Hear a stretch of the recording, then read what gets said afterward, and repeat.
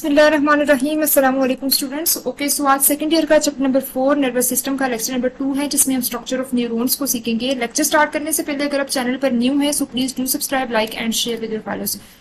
Okay, so सबसे पहले बात की जाए कि न्यूरॉन्स क्या है। So neurons are the basic structural and the functional unit of the nervous system, यानी कि आपका नर्वस सिस्टम जो है वो न्यूरॉन से ही मिलकर बना हुआ है। आपके नर्वस सिस्टम का स्ट्रक्चर भी बना रहे हैं न्यूरॉन्स, और साथ में नर्वस सिस्टम का जो फंक्शन है यानी कि वो न्यूरॉन्स ही परफॉर्म करें। इसके अलावा न्यूरॉन्स को दूसरा नाम दिया जाता है नर्व सेल्स का भी।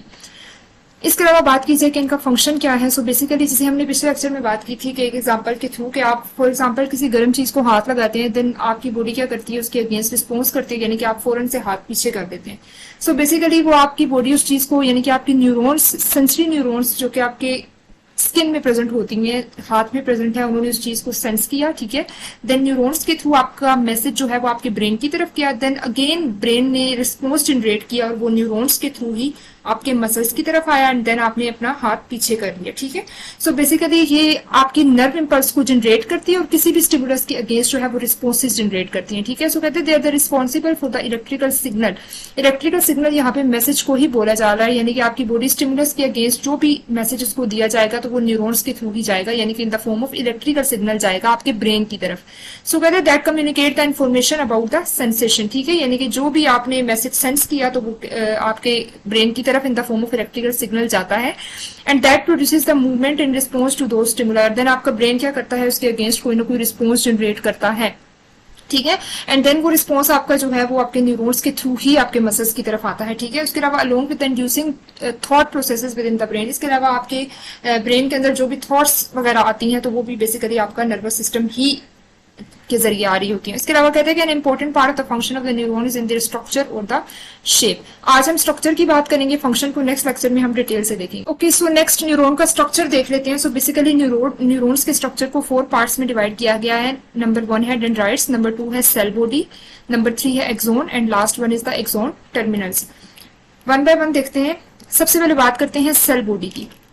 जैसे आप फॉर एग्जांपल एक सेल की अगर हम बात करें तो हमें पता है कि सेल के मिड में जो है वो न्यूक्लियस प्रेजेंट होता है, न्यूक्लियस के अंदर डीएनए यानी कि उसका जेनेटिक मटेरियल प्रेजेंट होता है, और हमें पता है कि सेल की ओवरऑल एक्टिविटीज को हमारा डीएनए या फिर हमारा जेनेटिक मटेरियल ही कंट्रोल करता है। इसी तरीके से न्यूरॉन्स को जो है वो उसकी सेल बॉडी कंट्रोल करती है, ठीक है, यानी कि इसके अंदर इसका जेनेटिक मटेरियल प्रेजेंट होता है। सो हम कहते हैं कि न्यूरॉन का जो मेन पोर्शन है जिसके अंदर उसको जेनेटिक मटेरियल प्रेजेंट है तो वो है आपका सेल बॉडी। सो कहते हैं the main portion of the neuron is the cell body, और ये जो है वो न्यूरॉन के बिल्कुल सेंटर में प्रेजेंट होता है। In the centre of the cell body is the nucleus of the cell where the chromosomes that contain all the genetic materials are stored. यहाँ पे हम डायग्राम में देख लेते हैं। सो ये वाला जो आपको पोर्शन नजर आ रहा है बिल्कुल जो सेंटर में प्रेजेंट है ये आपका सेल बॉडी कहलाता है, और सेल बॉडी के बिल्कुल मिड में जो है वो आपके न्यूक्लियस प्रेजेंट होता है। न्यूक्लियस के अंदर वही आपका क्रोमोसोम्स और जेनेटिक यानी कि क्रोमोसोम्स डीएनए वगैरह प्रेजेंट होता है, ठीक है। और ओवरऑल न्यूरॉन को जो है वो उसका ये सेल बॉडी वाला रीजन ही कंट्रोल करता है। ओके, नेक्स्ट हम बात करते हैं डेंड्राइट्स की। सो डेंड्राइट्स जो है वो एक ब्रांच लाइक स्ट्रक्चर होता है जो कि एक्सटेंड हुई भी होती है सेल बॉडी से। यहाँ पे आप देख सकते हैं कि ये आपको कुछ स्ट्रक्चर नजर आ रहे हैं जो कि सेल बॉडी से बाहर की तरफ एक्सटेंड हुए हुए हैं, तो इन स्ट्रक्चर्स को हम डेंड्राइट्स का नाम देते हैं। अब बेसिकली जो आपका सिग्नल रिसीव करती है आपकी बॉडी तो वो डेंड्राइट्स रिसीव करते हैं, ठीक है। या आप कह सकते हैं कि एक न्यूरॉन से दूसरे न्यूरॉन तक जो सिग्नल आता है वो डेंड्राइट्स रिसीव करते हैं। सबसे पहले सिग्नल को रिसीव करते हैं डेंड्राइट्स, देन उसको भेज देते हैं सेल बॉडी की तरफ, ठीक है। अच्छा, तो कहते हैं dendrites are the branch like structures extended away from the cell body and their job is to receive messages, ठीक है, फ्रॉम अदर न्यूरॉन्स। यानी कि एक न्यूरॉन से दूसरे न्यूरॉन्स में मैसेज गया तो वो मैसेज सबसे पहले कौन रिसीव करेगा, डेंड्राइट रीजन ही रिसीव करेगा, and allow those messages to travel to the cell body, and then dendrites जो है वो उस मैसेज को भेज देते हैं toward the cell body. Dendrites are the specialised to receive signal from the neighbouring neurons and carry them back to the cell body. Again वही बात लिखी हुई है कि डेंड्राइट्स वो वाले स्पेशलाइज्ड सेल्स हैं जो कि रिसीव करते हैं सिग्नल्स को एंड देन उसको भेज देते हैं किसकी तरफ, सेल बॉडी की तरफ। नेक्स्ट हम बात करते हैं एक्सोन्स की। एक्सोन आपके पास एक ट्यूब लाइक स्ट्रक्चर है जो कि सेल बॉडी से आगे की तरफ मैसेज को लेके जाता है। ये आप देख सकते हैं कि यहाँ पे कुछ ट्यूब लाइक स्ट्रक्चर आपको नजर आ रहा है, that is the axonic reason, ठीक है। यहाँ पे ये कुछ एक्सोन्स प्रेजेंट होते हैं, ठीक है। सेल बॉडी से सिग्नल को रिसीव करते हैं एक्सोन एंड देन उसको भेज देते हैं एक्सोन टर्मिनल्स की तरफ, ठीक है। ये लास्ट पार्ट जो है ये एक्सोन टर्मिनल कहलाता है। सेल बॉडी से सिग्नल को एक्सोन टर्मिनल की तरफ कौन भेजता है, एक्सोनिक रीजन यानी कि एक्सोन्स भेजते हैं। ओके, सो कहते हैं it is the tube like structure that carries an electric impulse from the cell body to the structure of the opposite end of the neurons that is the axon terminal. ठीक है, यानी कि इन nerve impulse जो कि dendrites ने receive की थी, then उसको भेजा था सेल बॉडी की तरफ।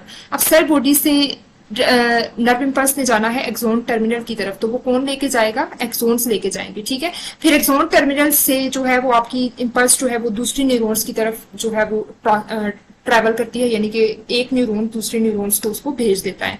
ओके, सो कहता है it is a tube like structure that carries an electric impulse from the cell body to the structure at the opposite end of the neuron that is the axon terminal which can then pass to the impulse to the another neurons। ठीक है, यानी कि axon terminal जो होता है वो एक neuron का बिल्कुल लास्ट वाला रीजन है। ठीक है, ये जैसे आपको नजर आ रहा है, ये बिल्कुल इसका लास्ट रीजन है और यहाँ से न्यूरॉन जो सॉरी नर्व इंपल्स या मैसेज जो होता है वो दूसरी न्यूरॉन की तरफ ट्रांसफर हो जाता है। ठीक है, फिर दूसरे न्यूरॉन्स का जो है यानी कि एक न्यूरॉन का एक्सोन टर्मिनल एंड देन दूसरे न्यूरॉन का डेंड्राइटिक रीजन आपस में इंटरेक्ट करते हैं।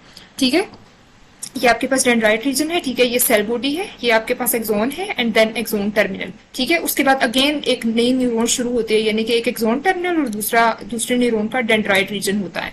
एक्सोन टर्मिनल से सिग्नल रिसीव करता है डेंड्राइट रीजन एंड देन उसी तरीके से सिग्नल ट्रैवल करता है थ्रू आउट द न्यूरॉन। उसके बाद एक्सोन का कुछ एक्स्ट्रा कंटेंट है जिसमें कहते हैं कि माइलिन शीथ प्रेजेंट होती है, also present around the axon is called the myelinated nerve fibres. अच्छा, यहाँ पे ये जो आपको एक्सोन्स नजर आ रहे हैं, इन एक्सोन्स को जो है एक शीथ ने कवर किया हुआ होता है जिसको हम माइलिन शीथ का नाम देते हैं। ठीक है, वो माइलिनेटेड फाइबर से मिलकर बनी हुई होती है और इसके अंदर आपको ये एक राउंड स्ट्रक्चर नजर आ रहा है, तो ये जो है वो आपके शेवान सेल्स होते हैं। ठीक है, जो कि एक लिपिड्स और प्रोटीन से मिलकर यानी कि एक कॉम्प्लेक्स मॉलिक्यूल होता है, शेवान सेल्स प्रेजेंट होते हैं। किधर प्रेजेंट होते हैं? माइलिन शीथ या एक्सोन के बिल्कुल मिड में प्रेजेंट होते हैं। इसके अलावा एक और दो एक्सोन्स के दरमियान कुछ गैप प्रेजेंट होता है जिसे नोड ऑफ रेनवियर का नाम दिया जाता है। ठीक है, इसका काम क्या होता है कि एक एक्सोन से दूसरी यानी कि ये आपकी नर्व इंपल्स को जो है ना वो रैपिडली कंडक्ट करवा, यानी कि तेजी से उसको एक एक्सोन से दूसरे एक्सोन की तरफ भेजती है।